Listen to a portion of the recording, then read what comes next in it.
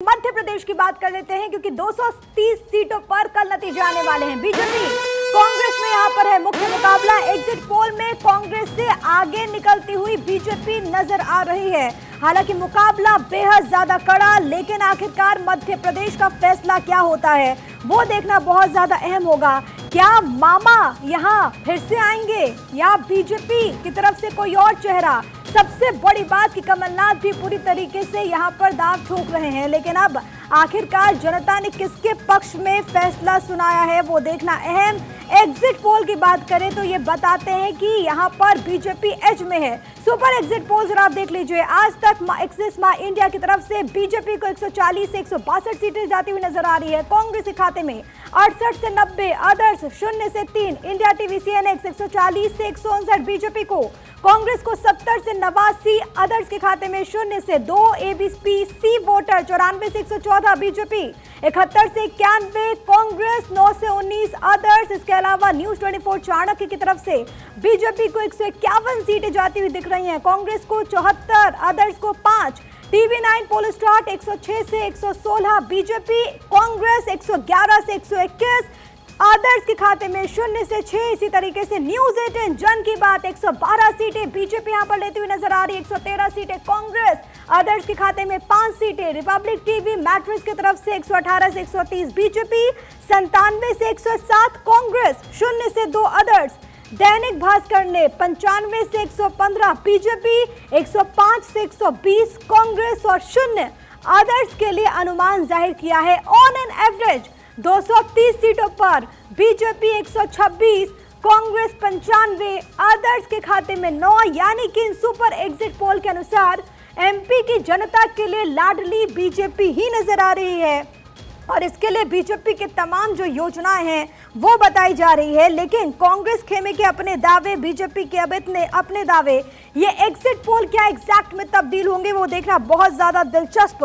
लेकिन अलग अलग जो सर्वेज हैं उसका आंकड़ा आपकी टीवी स्क्रीन पर इस वक्त है, जिसमें अनुमान ये है कि मध्य प्रदेश में बीजेपी को बढ़त मिलती हुई, यानी कि बीजेपी की सरकार बनती हुई नजर आ रही है। हालांकि सर्वे में आप देखेंगे तो कई सारे सर्वेज ऐसे हैं जो कि कांग्रेस को बढ़त दे रहे हैं, यानी कि टीवी 9 पोलस्टार्ट और दैनिक भास्कर, लेकिन अधिकांश जो सर्वे हैं उसने बीजेपी को यहां पर बढ़त दी है, यानी कि बीजेपी एज में है। मैंने पहले ही कहा था मध्य प्रदेश में कोई कांटे की टक्कर नहीं है। भारतीय जनता पार्टी भारी बहुमत से जीतेगी। देखो कांटे की टक्कर, लाडली बहनों ने सारे कांटे निकाल दिए, कोई कांटा बचे ही नहीं। मैंने ऐसा चुनाव नहीं देखा कि जहां हम जाते थे पुरुषों की भीड़ तो होती थी, लेकिन उससे ज्यादा बहनें आती थी, बेटियां आती थी, बच्चे भी आते थे, और बहनों का जो लाड़ और प्यार मिला वो अद्भुत और अभूतपूर्व है। अभी भी मैं कई जगह जाता हूं तो बहनें दौड़ के जाती और ये कहती कि भैया अपन जीत रहे हैं। अपन जीत रहे हैं मतलब बीजेपी की जीत में बहनों को अपनी जीत दिखाई दे रही है, और इसलिए लाडली बहना ने सचमुच में चमत्कार किया है। तो मुख्यमंत्री शिवराज सिंह चौहान को भी आपने सुना, लेकिन पूर्व मुख्यमंत्री कमलनाथ की उम्मीदों में अभी तक कोई कमी नजर नहीं आ रही। कमलनाथ ने दावा यह किया कि कार्यकर्ताओं को निराश करने और अधिकारियों पर दबाव बनाने के लिए झूठा एग्जिट पोल दिखाया गया। साथ ही कांग्रेस कार्यकर्ताओं से पूरी ताकत के साथ मैदान में उतरने को कहा। सुनवाते हैं आपको। कांग्रेस के सभी कार्यकर्ता पूरी ताकत से मैदान में आ जाएं। भाजपा चुनाव हार चुकी है। कुछ एग्जिट पोल जानबूझकर इसीलिए बनाए गए हैं कि कांग्रेस कार्यकर्ता निराश हों और झूठा माहौल दिखाकर अधिकारियों पर दबाव बनाया जाए। ये षड्यंत्र कामयाब होने वाला नहीं है। सरकार तो भाजपा की ही बन रही है सभी जगह।